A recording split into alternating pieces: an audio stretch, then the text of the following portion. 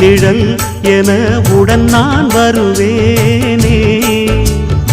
ஏழ் பிறப்பும் உயிர் துணை உனை நான் பிரியேனே.